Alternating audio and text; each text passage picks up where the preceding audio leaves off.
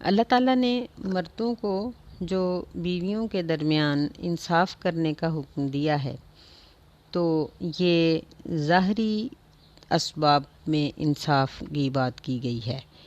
کہ مثلاً بیویوں کو وقت برابر دیا جائے، ان کے اخراجات برابر طریقے سے پورے کیے جائیں، جس طرح کا کھانا پینا لباس ایک کا ہو ویسا ہی دوسری کا ہو۔ اب یہاں یہ مطلب نہیں ہے کہ ایک بیوی کے 10 بچے ہیں اور دوسری کے 2 ہیں یا 1 ہے یا ہے ہی نہیں، تو وہ دونوں کو برابر کے پیسے دے، یہ مطلب نہیں ہے۔ یہ تو بے انصافی ہے، کیونکہ اس بیوی کے بچے بھی ہیں اور اس کے نہیں ہیں، یا اس کے زیادہ ہیں اور اس کے تھوڑے ہیں، یا ایک بچہ بیمار ہے تو اس کے اوپر پیسہ صرف اس لیے خرچ نہ کیا جائے کہ دوسری بیوی کے بچے کے اوپر پیسہ خرچ نہیں ہو رہا۔ یہ چیزیں غلط ہیں۔ یہ جو بنیادی ضرورتیں ہیں یہ ہر ایک کی علیحدہ علیحدہ پوری کی جائیں گی، اور بچوں کی ذمہ داری مرد پر علیحدہ سے ہوگی، بیویوں کی علیحدہ سے۔ اللہ تعالیٰ نے قرآن مجید میں فرمایا کہ وَلَن تَسْتَطِيعُوا أَن تَعْدِلُوا بَيْنَ النِّسَاءِ وَلَوْ حَرَصْتُمْ، کہ تم تمام تر حرص رکھنے کے باوجود بھی عورتوں کے درمیان پورا انصاف 100% نہیں کر سکتے، تو پھر یہ ہے کہ کم از کم ان کے ساتھ حسن سلوک رکھو۔ یعنی اس کا مطلب یہ ہے کہ انصاف کا تعلق وقت اور پیسے کے ساتھ ہے، رقم کے ساتھ ہے۔ باقی جو دل کے رجحان کا مسئلہ ہے اس میں مرد کو اختیار ہے کہ اس کا رجحان مختلف ہو سکتا ہے، جس طرح خود رسول اللہ صلی اللہ علیہ وسلم کے بارے میں آتا ہے کہ آپ کہا کرتے تھے کہ اے اللہ، جس چیز کا میں مالک ہوں اس چیز میں میں انصاف کر دیتا ہوں، یعنی ساری بیویوں کے پاس وقت برابر اور ان کے اخراجات اور ان کی ضروریات برابر طریقے سے پوری کر دیتا ہوں، لیکن جو دل کے میلان کا مسئلہ ہے اس میں اے اللہ مجھ سے سوال نہ کیا جائے، کیونکہ آپ کا میلان ظاہری طور پر سیدہ عائشہ رضی اللہ تعالیٰ عنہ کی طرف تھا، اور ایسا ہو ہی جاتا ہے کہ مثلاً ایک بیوی جاہل ہے، ایک پڑھی لکھی ہے، یا ایک کا مزاج پسند نہیں ہے دوسرے کا مزاج پسند ہے، یا ایک کے اندر صلاحیتیں زیادہ ہیں دوسری میں تھوڑی ہیں، تو اس لحاظ سے مرد کے رجحان میں فرق آ جاتا ہے۔ جس چیز سے منع کیا گیا ہے وہ یہ ہے کہ تم اپنی بیویوں کو اس طریقے سے چھوڑ دو کہ وہ نہ شادی شدہ ہیں اور نہ بغیر شادی کے، بلکہ ان کو لٹکتا ہوا چھوڑ دو کہ تعلق بھی قائم نہیں کرتے، اخراجات بھی نہیں دیتے، ان کا خیال بھی نہیں رکھتے، تو یہ چیزیں انتہائی غلط ہیں، یہ انصاف کے خلاف ہیں۔ تو اس سے ہمیں یہ بات معلوم ہوئی کہ دل کے میلان میں اگر تھوڑا بہت فرق آ جائے اس میں بھی واضح فرق نہیں کرنا چاہیے، کیونکہ اللہ تعالیٰ نے فرمایا وَلَن تَسْتَطِيعُوا أَن تَعْدِلُوا بَيْنَ النِّسَاءِ وَلَوْ حَرَصْتُمْ، کہ تم تمام تر حرص کے باوجود عورتوں کے درمیان انصاف نہیں کر سکتے۔ فَلَا تَمِيلُوا كُلَّ الْمَيْلِ، پس نہ جھک جاؤ تم ایک بیوی کی طرف اس طرح سے جھک جانا، فَتَذَرُوهَا كَالْمُعَلَّقَةِ، کہ دوسری کو تم لٹکتی ہوئی کی طرح چھوڑ دیتے ہو، یعنی اس چیز سے منع کیا گیا ہے۔ اور فرمایا کہ وَإِن تُصْلِحُوا وَتَتَّقُوا فَإِنَّ اللَّهَ كَانَ غَفُورًا رَحِيمًا، کہ اگر تم اصلاح پسند بنے رہو گے، اصلاح کرتے رہو گے اور اللہ تعالیٰ کا تقوی اختیار کیے رکھو گے، تو پھر جو کمی بیشی ہو جائے گی اس پر اللہ تعالیٰ بخشنے والا، رحم کرنے والا۔ تو مرد کو 4 بیویوں کی جو اجازت دی گئی ہے یہ مصلحت کے تحت ہے، ورنہ مرد کو اسی بات کی تاکید کی گئی ہے کہ اگر وہ انصاف نہیں کر سکتا تو ایک ہی کافی ہے، کیونکہ دنیا میں آسائش اور سہولت کو حاصل کرتے کرتے کہیں وہ اپنی آخرت کو ہی تباہ نہ کر بیٹھے۔ یہاں تھوڑی سی بات اس موضوع پہ کرنی بھی بہت ضروری لگ رہی ہے کہ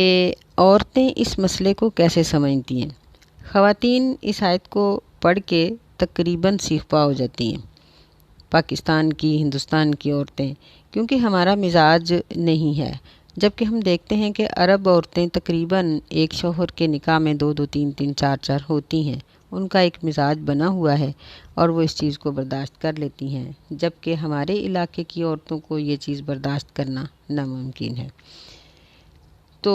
عورتوں کے مزاج کی وجہ سے دین کے اندر تبدیلی نہیں آ سکتی، بلکہ ہم عورتوں کو اپنا مزاج ہی بدلنا پڑے گا۔ ہم دیکھتے ہیں کہ بہت سی عورتیں ایسی ہوتی ہیں کہ جن کے شوہر غلط طریقے سے غیر عورتوں کے ساتھ محبت میں گرفتار ہوتے ہیں، اور وہ اس چیز کو برداشت تو کر لیتی ہیں لیکن شوہر کا دوسرا نکاح برداشت نہیں کرتی۔ کئی دفعہ ایسی عورتیں دیکھی ہیں کہ جو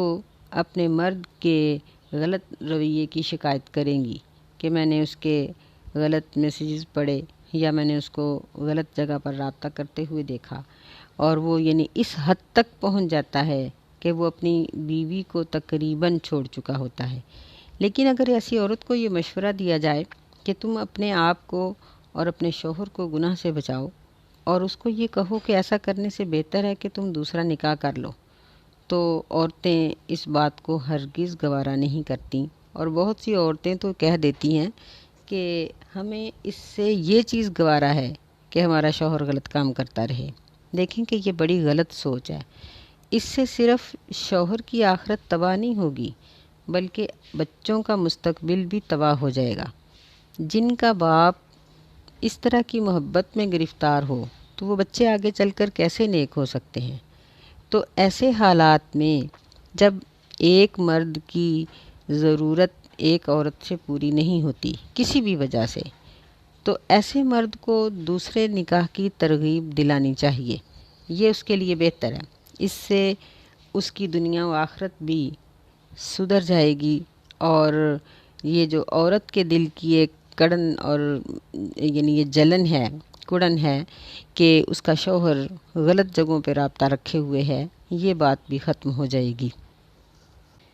آج کل ہمارے پاکستانی قانون میں یہ بات بھی ہے کہ شوہر اتنی دیر تک دوسری شادی نہیں کر سکتا جب تک کہ پہلی سے اجازت لے۔ یہ صرف قانونی کارروائی ہے، شریعت کا اس کے ساتھ کوئی تعلق نہیں۔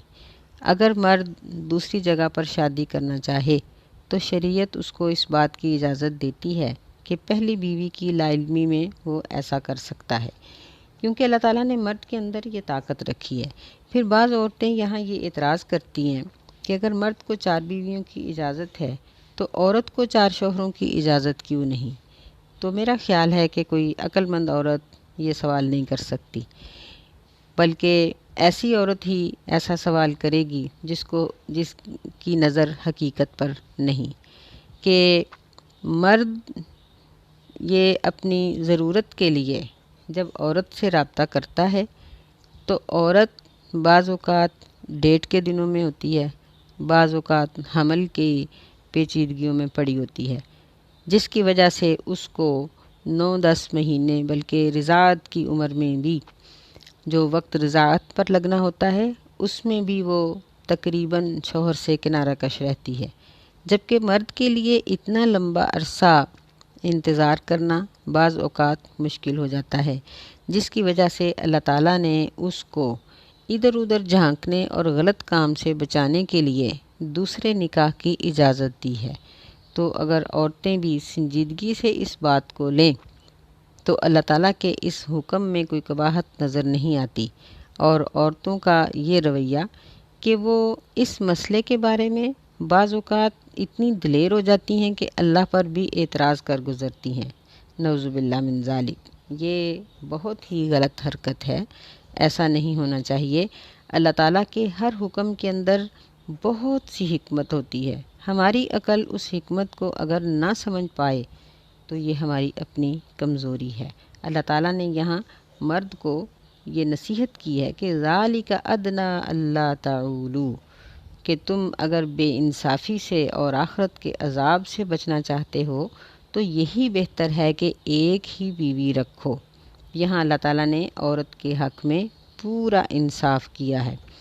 کہ اگر تم بے انصافی کرنے پہ اتر آؤ گے تو صرف اپنی آخرت تباہ نہیں کرو گے بلکہ اس عورت کی زندگی، اور پھر جب اس کی زندگی خراب ہوگی تو اس کی آخرت بھی خراب ہو سکتی ہے۔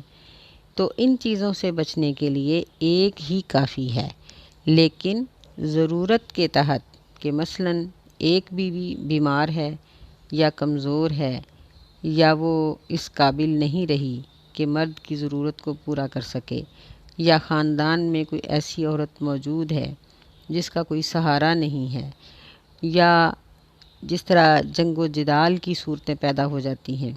یا اپنی خواہش بھی ایک ہوتی ہے، تو ان تمام حالات میں مرد کے لیے لازمی نہیں بلکہ اجازت ہے کہ وہ مشروط طریقے سے دوسرا یا تیسرا یا چوتھا نکاح بھی کر سکتا ہے۔ اللہ تعالی ہمیں حقیقت کو سمجھنے کی توفیق عطا فرمائے، آمین یا رب العالمین۔ السلام علیکم ورحمۃ اللہ وبرکاتہ۔